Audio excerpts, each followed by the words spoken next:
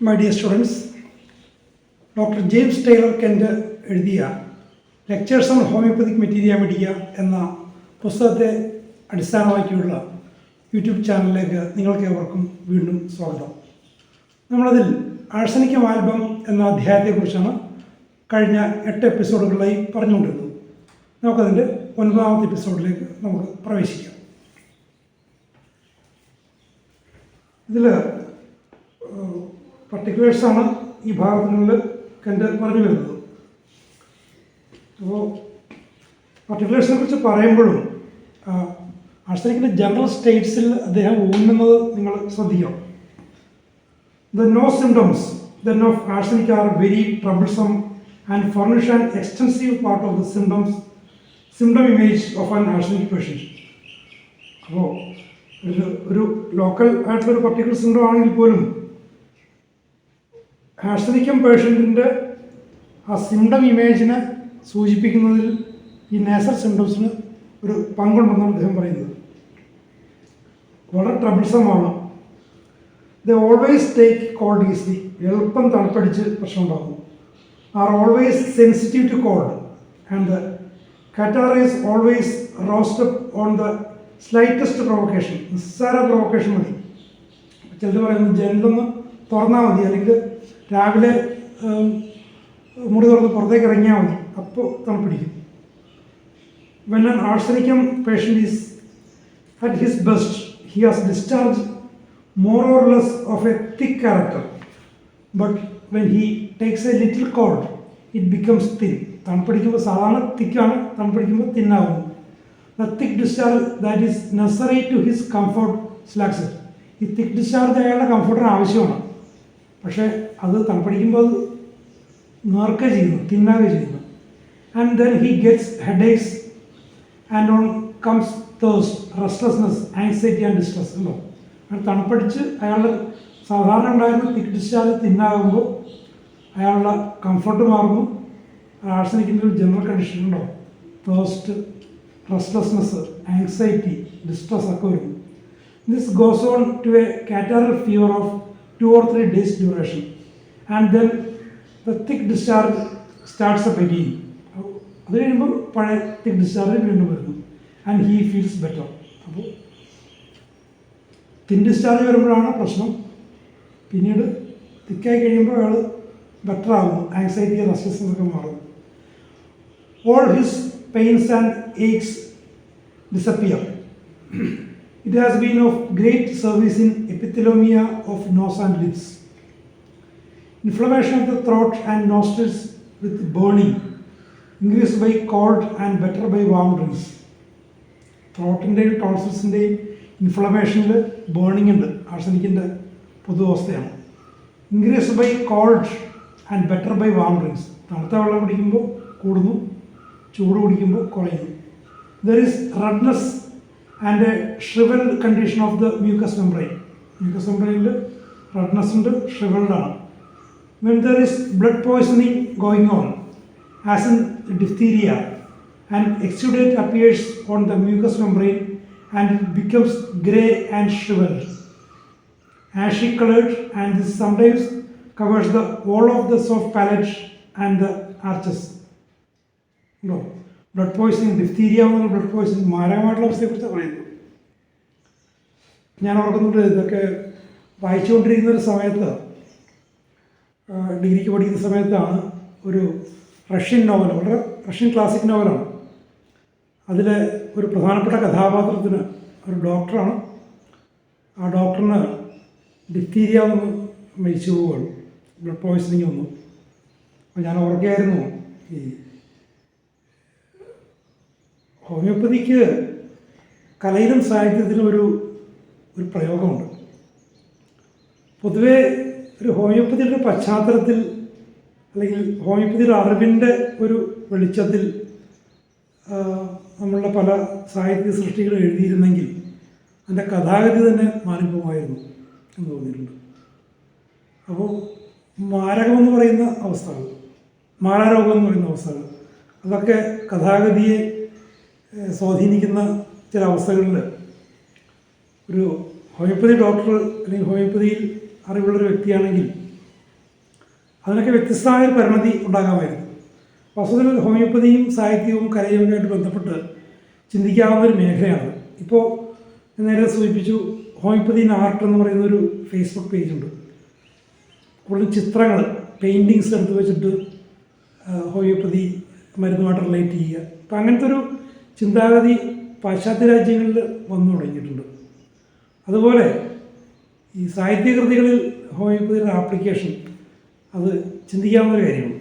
Mucous membrane, exudate appears upon mucous membrane and becomes grey and shriveled, ashy colored, and this sometimes cover the whole soft palate and the arches.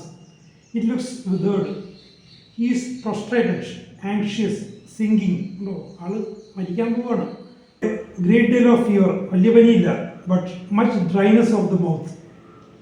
വായ വല്ലാതെ പറഞ്ഞിരിക്കുന്നു. The catarrh stage goes down in the larynx with hoarseness and into the trachea with burning.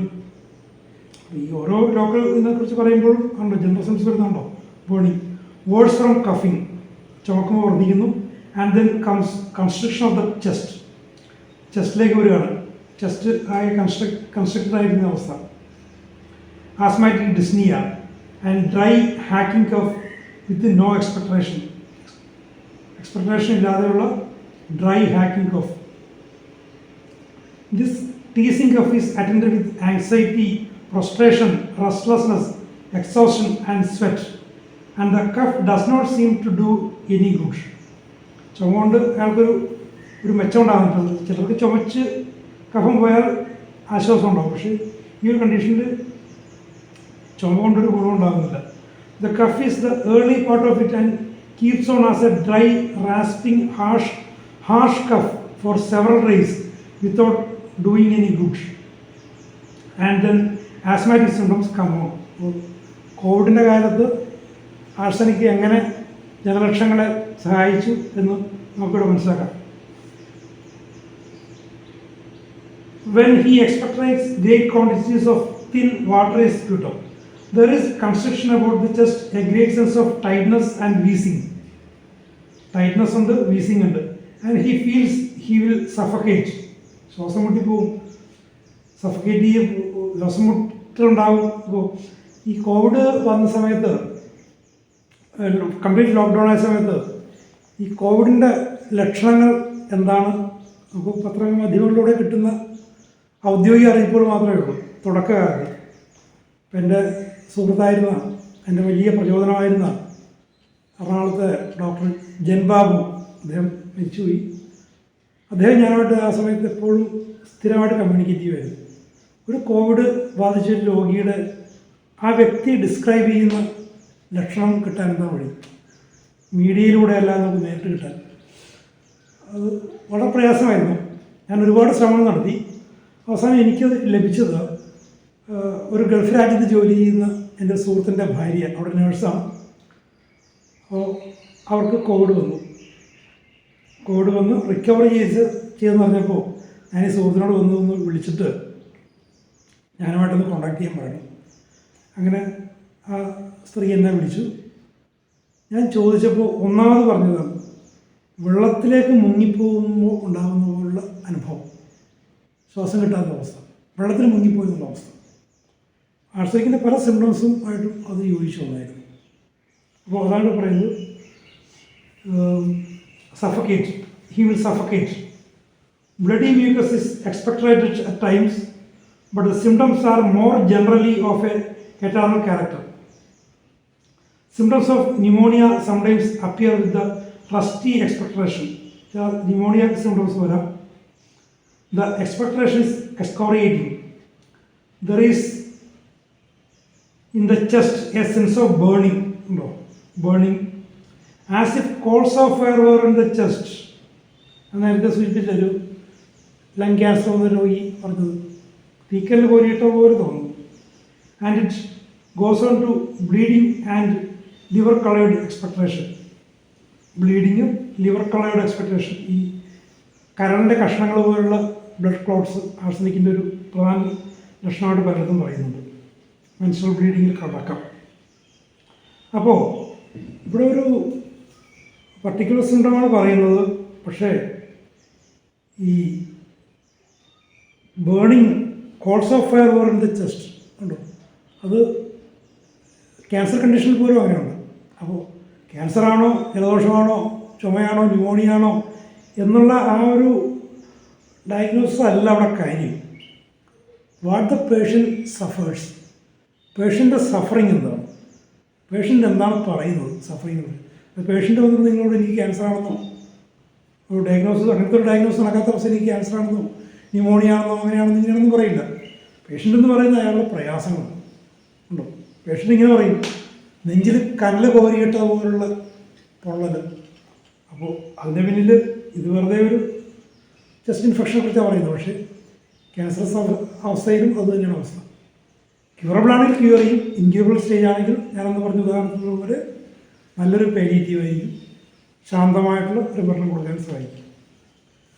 Arsenic is a bleeding medicine, one that predisposes to hemorrhages. അതൊരു ഹെമറേജിൻ്റെ ഒരു പ്രിഡിസ്പോസിഷനാണ്, bleeding മെഡിസിനാണ്. And bleeding takes place from all mucous membranes, commonly in bright red blood. But in this region, the parts take on a gangrenous stage and the hemorrhages become black and there are little clots like portions of liver. കണ്ടോ ഇവിടെ ആർസനിക്കിൻ്റെ ബ്ലീഡിങ്ങിനുള്ള സവിശേഷത, ഈ parts ഒരു gangrenous state ഉണ്ടാകും, haemorrhages black ആകും, little clots liver like clots ഉണ്ടാകും. ആർസനിക്കിൻ്റെ ബ്ലീഡിങ്ങിൻ്റെ ഒരു പെക്യുലർ നേച്ചറാണ്. The same are found in the vomited matter and in the stools. ഇത് വോമിറ്റിങ്ങിലും സ്റ്റൂൾസിലും ഒക്കെ ഉണ്ടാകും, മെൻസ്ട്രൽ ബ്ലീഡിങ്ങിലും ഒക്കെ ഉണ്ടാകും. The expectoration is horribly offensive. വീണ്ടും ഉണ്ടോ ആർസനിക്കിൻ്റെ pungent odour. So much so that you soon gets the idea that there is a state of gangrene. Gangrenous condition എന്ന് വേഗം മനസ്സിലാവും. ഇതൊക്കെ കൃത്യമായിട്ട് മനസ്സിലാക്കണമെങ്കിൽ ചേംബറിൽ വന്നുള്ള ചികിത്സയിൽ പലപ്പോഴും നിന്ന് കിട്ടണമെന്നില്ല. അപ്പോൾ പലപ്പോഴും രോഗിയുടെ കൂടെയുള്ളവരോട്, രോഗിയെ പരിചരിക്കുന്നവരോട് വിശദമായിട്ട് ചോദിക്കേണ്ടി വരും. പക്ഷേ രോഗിയുടെ വീട്ടിൽ പോയി പരിശോധിക്കുന്ന അവസ്ഥയിൽ വളരെ എളുപ്പത്തിൽ വളരെ വിലപ്പെട്ട പല സൂചനകൾ കിട്ടും. അതുകൊണ്ട് ഭാവിയിൽ നിങ്ങളുടെ പ്രാക്ടീസിലൊക്കെ സാഹചര്യങ്ങളും സമയവും അനുവദിക്കുമെങ്കിൽ രോഗികളെ, പ്രത്യേകിച്ചും കിടപ്പ് രോഗികളെ പോയി കണ്ട് കേസെടുക്കാനും ട്രീറ്റ് ചെയ്യാനും സന്നദ്ധരാകണം. കാരണം ആ ഒരു പർട്ടിക്കുലർ പേഷ്യൻ്റ് ട്രീറ്റ് ചെയ്യുന്നത് മാത്രമല്ല, നിങ്ങൾക്ക് നിങ്ങളുടെ പൊതുവായിട്ടുള്ള അറിവുകൾ, മെറ്റീരിയമെഡിക്കയെക്കുറിച്ചുള്ള നിങ്ങളുടെ നോളജിനെ ഊട്ടി ഉറപ്പിക്കാനും പല കാര്യങ്ങളും വീണ്ടും ഓർമ്മിപ്പിക്കാനും കൃത്യമായിട്ടുള്ള കേസ് ടേക്കിങ്ങിനൊക്കെ നിങ്ങൾ സഹായിക്കും. നമ്മുടെ സാഹചര്യങ്ങൾ ഇന്നത്തെ കാലത്ത് പഴയതുപോലെ ഇല്ല എങ്കിൽ പോലും കിട്ടുന്ന അവസരങ്ങൾ കളയരുത് എന്നാണ് എൻ്റെ ഒരു അഭിപ്രായം. The patient is at this time going into a state that perhaps cannot be any better described than a gangrenous inflammation. ഒരു ഗാംഗ്രനസ് ഇൻഫ്ലമേഷൻ എന്നതിനേക്കാൾ മെച്ചപ്പെട്ട രീതിയിൽ അയാളുടെ അവസ്ഥയെ നമുക്ക് പറയാൻ വിശദീകരിക്കാൻ പറ്റില്ല. There will be signs to indicate the inflammatory condition. Inflammatory condition indicate ചെയ്യുന്ന സൈൻസ് ഉണ്ടാകും. And there will be the smell of the expectoration which you will detect as soon as you open the door. Expectorationൻ്റെ ആ ഒരു smell. The expectoration is a thin watery fluid intermingled with clots. Thin watery ആണ്, പക്ഷേ clots ഉണ്ടാകാം. In the pan you will find this watery expectoration looking like prune juice, and in the midst of it will be clots of blood. Clots of blood ഉണ്ട്. The offensiveness is horrible. He has gone through the period of restlessness and is now prostrated. അപ്പോൾ കാണുമ്പോൾ പ്രൊസ്ട്രേറ്റഡ് ആണ് എങ്കിൽ പോലും പഴയ അവസ്ഥകൾ ചോദിച്ചു കഴിഞ്ഞാൽ ആ ഒരു റെസ്റ്റ്ലെസ്നെസ്സിൻ്റെ അവസ്ഥയിലൂടെ. അപ്പോൾ നമ്മൾ അപ്പോൾ കാണുന്ന അവസ്ഥ, നിങ്ങൾ പോയി കാണുകയായാലും നിങ്ങൾ അടുത്തേക്ക് വരുമ്പോഴായാലും അപ്പോൾ കാണുന്ന അവസ്ഥ മാത്രം അല്ല, ഏതൊക്കെ അവസ്ഥയിലൂടെ കടന്നു പോകുന്നു, ആ ട്രാൻസിഷൻ, ആ സിംറ്റംസിൻ്റെ പരിണാമം ഏതൊക്കെ സ്റ്റേറ്റിലേക്കൂടെ കടന്നു പോകുന്നു എന്നുള്ളത് കൃത്യമായിട്ടുള്ള പ്രിസ്ക്രിപ്ഷൻ ആവശ്യമാണ്. ആഴ്ചത്തേക്ക് നമ്മൾ പലയിടത്തും കണ്ടു ആ ഒരു സിംറ്റംസിൻ്റെ ആ ഒരു പരിണാമം, അത് ട്രാൻസിഷൻ. അപ്പോൾ നൗ പ്രൊസ്ട്രേറ്റഡ്, പക്ഷേ has gone through the period of restlessness ഉണ്ടോ, സിംഗിങ്, പാലിഡ്. അപ്പോൾ പ്രൊസ്ട്രേറ്റഡാണ്, സിംഗിങ് കണ്ടീഷനാണ്, പാലിഡാണ്, and likely enough covered with cold sweat. തണുത്ത വിയർപ്പൊക്കെ ബാധിച്ച് വളരെ മരിക്കാൻ പോകുന്ന അവസ്ഥയിലാണ്. എങ്കിൽ പോലും നമ്മൾ അയാളുടെ മുൻപ് കടന്നു പോകുന്ന അവസ്ഥകളെക്കുറിച്ച് ചോദിച്ച് മനസ്സിലാക്കിയാൽ ഈ റെസ്റ്റ്ലെസ്നെസ്സിൻ്റെയൊക്കെ അവസ്ഥ ഉണ്ടാകും. അപ്പോൾ ഇതിൻ്റെ അടുത്ത ഭാഗം നമുക്ക് അടുത്ത എപ്പിസോഡിൽ നമുക്ക് കേൾക്കാം. നിങ്ങൾക്ക് ഈ ചാനൽ ഇഷ്ടപ്പെട്ടുവെങ്കിൽ ദയവായി ഇത് മറ്റ് സ്റ്റുഡൻസുമായും മറ്റുമായും പങ്കുവെക്കുക. ഈ ചാനൽ സബ്സ്ക്രൈബ് ചെയ്യാത്തവരുണ്ടെങ്കിൽ ദയവായി ഇനിയും സബ്സ്ക്രൈബ് ചെയ്യുക. നമുക്കിതിൻ്റെ അടുത്ത ഭാഗങ്ങൾ നമുക്ക് അടുത്ത എപ്പിസോഡിൽ നമുക്ക് കേൾക്കാം.